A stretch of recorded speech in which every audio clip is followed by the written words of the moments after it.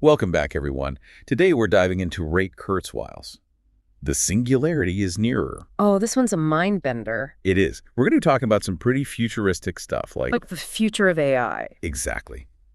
And what it could mean for humanity. Not just like using AI as a tool, though. Right. But like merging with it. Becoming something entirely new. Kurzweil actually lays out this whole historical timeline of computing power. Yeah, going all the way back to the 1930s. And when you see it all laid out, it's kind of shocking. We're not just on the edge of something big. We're right on track for what Kurzweil calls the singularity. Which, I gotta ask. What is the singularity? So basically, it's this point in time, right, when AI surpasses human intelligence. In every way. In every way. And get this, it's not some like far-off sci-fi thing. That puts a date on it. He does.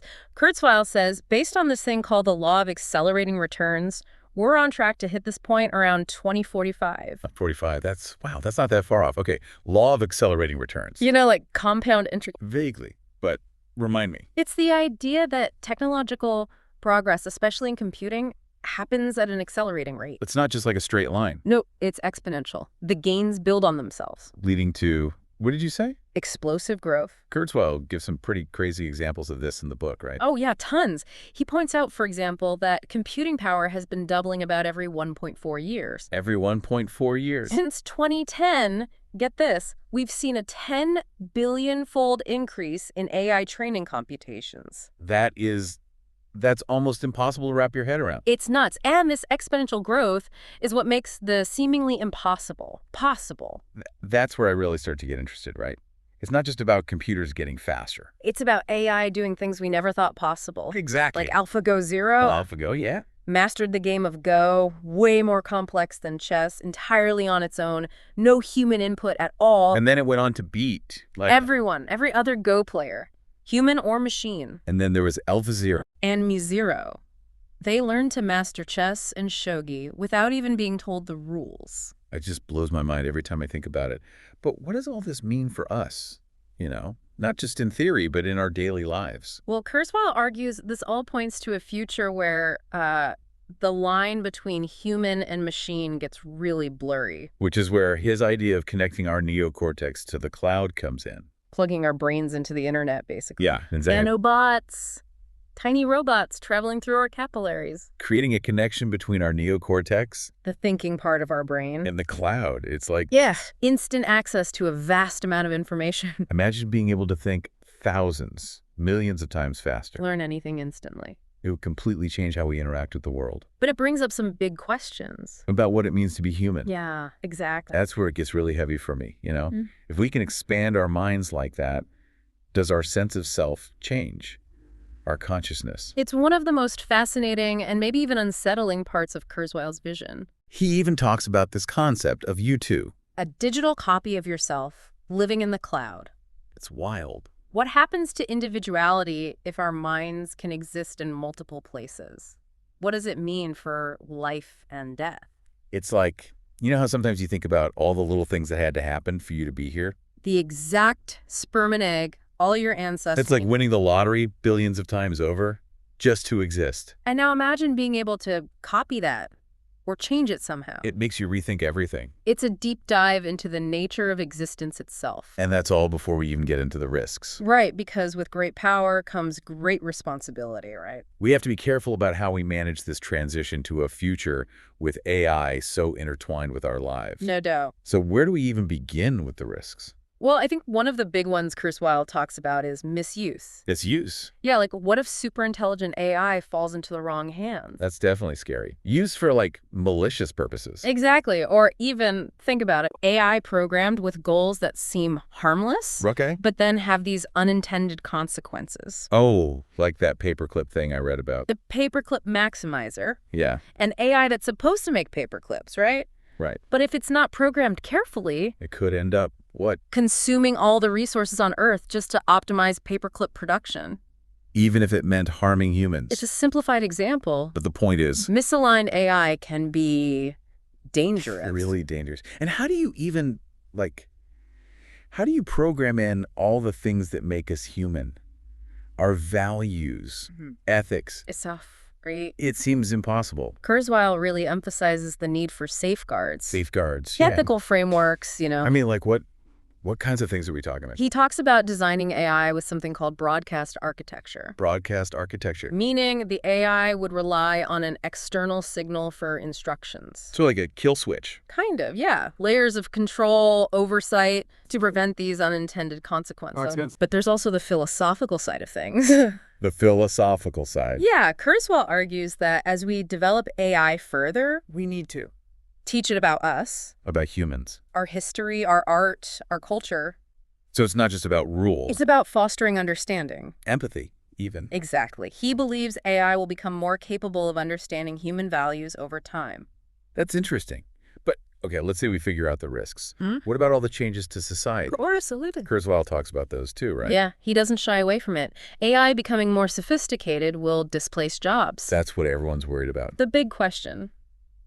Are we all going to be out of work? Exactly. Kurzweil's view is a little more nuanced than that. Okay, so what does he say? He thinks while some jobs will be automated, Yeah. new opportunities will pop up. In what areas? Areas that require those uniquely human skills. Like what? Creativity, critical thinking, emotional intelligence. So we need to adapt. Exactly. Focus on where humans excel. Things AI can't do as well. Yet, anyway, It's not just about learning to code. it's about developing those human qualities that are valuable in an AI-driven world. I see. So Kurzweil actually thinks this could be a good thing. He does. This shift to a more AI-driven economy?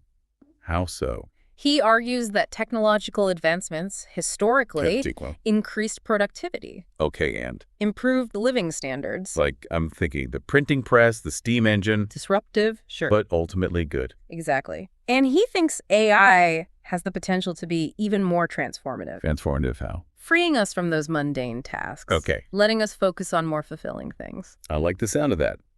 But still, there's this fear of what happens when AI becomes so intelligent, you know? Like, what's our purpose then? That's the million-dollar question. Right, it feels like the big one. Kurzweil doesn't think the singularity will be like this sudden takeover, Really more like a gradual merging of... human and artificial intelligence. We enhance ourselves through AI. So it's not about AI replacing us. Mm-hmm. It's about us evolving together. And that leads to... A higher level of existence. Kurzweil's an optimist, that's for sure. He is. But he makes you think. He really does. But this is all still pretty abstract. Mm. Doesn't it get into some specifics? Oh, yeah.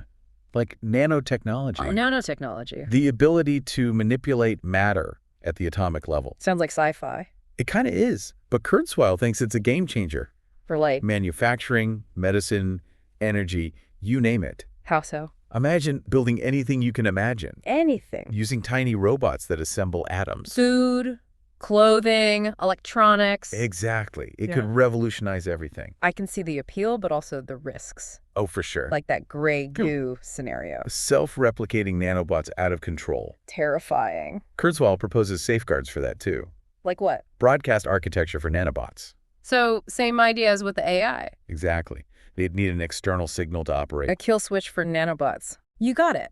But even with control figured out, there are still ethical questions. A ton of them, I bet. Kurzweil talks about nanotechnology for repairing tissues, delivering drugs. And, wait, reversing aging. He thinks aging is just information errors in our cells. And nanobots could.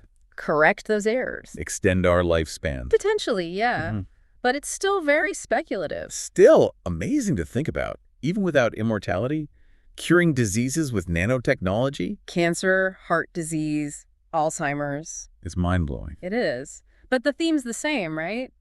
Amazing possibilities. But potential dangers. We need to be aware of both. And having these conversations now. Exactly. While these technologies are being developed, I love how Kurzweil doesn't shy away from these tough questions. he makes you think about the big picture. What does it mean to be human in the future with AI and all this advanced tech? It's a challenge to our thinking. It is. So where do we go from here? What are the key takeaways? It feels like the biggest thing for me is like realizing we're not just along for the ride, you know? We have a say in how this all unfolds We have to shape the future of AI. and make sure it benefits all of humanity. But, I mean, that's such a huge task. Where do we even start? Well, first things first. We got to talk about it. Have these conversations? Exactly. The more we discuss the potential of AI, the good and the bad. The better prepared we'll be to make smart decisions. And it can't just be the tech people, right? This affects all of us. Everyone needs to be part of this conversation. Philosophers, ethicists, artists, policymakers. Everyone. We need a shared understanding of the future we're creating. Okay, so what kind of future do we want? That's the big question. Kurzweil's pretty optimistic, right? He is. He sees AI as this force for good. A tool to solve problems. Eradicate disease and poverty, clean energy, exploring the universe. It's a pretty amazing vision. It is. But is it realistic? I mean, all those risks we talked about. He knows there'll be challenges. He doesn't pretend everything will be perfect. Nope. There could be misuse, unintended consequences. Disruption. He just believes we can overcome those challenges. So it's about finding that balance Right. between the amazing potential of AI. And being aware of the risk. That's where the ethical stuff comes in. Big time. How do we make sure AI aligns with, like, human values? Well, Kurzweil talks about embedding ethics directly into AI systems. So, like, program it with a sense of right and wrong. Kind of. A set of core values. Nonviolence, respect for human life, that sort of thing. Exactly. But also making sure AI's decision-making is transparent We need to understand how it's thinking. and be able to hold it accountable. What if AI develops its own goals? Ones that conflict with ours? That's a valid concern. But Kurzweil argues AI's goals will be shaped by us. By the data we feed it? The way we interact with it? If we create AI to collaborate with us to solve human problems, It's more likely to develop goals aligned with ours. that's the idea. It's not about controlling AI, It's about working with it. guiding its development. So much of this comes back to that, right? Yeah. Partnership, not domination. Exactly. We can't just be afraid of AI. We have to engage with it, shape it. And honestly, that's what makes Kurzweil's work so compelling. It's not just about the crew tech. He tackles the really big questions. The philosophical stuff, the ethical dilemmas. It's a challenge to our thinking. It really is. So, all right, big picture. What are the key takeaways here? What do we want our listeners to walk away with? The future is not set in stone. It's being shaped right now. By the choices we make, the tech we develop? And most importantly, by the values we choose to uphold. So we have a responsibility Each and every one of us. to stay informed, to engage with these issues. To help shape the future we want to see. Because, as Kurzweil says, the future isn't something that just happens to us. It's something we create. I love that. And as we wrap up this deep dive into the singularity is nearer, Let's leave our listeners with one last thought to ponder. Kurzweil suggests that as AI gets super intelligent It might actually need to dumb itself down. to pass a Turing test, Think about that. AI is so advanced that it has to hide its true nature. it really makes you wonder what the future holds. What it means to be human in a world where AI might surpass us in ways we can't even imagine. Thanks for joining us on this journey. We'll be back soon with another deep dive. Until then, keep questioning, keep learning. And keep imagining the possibilities.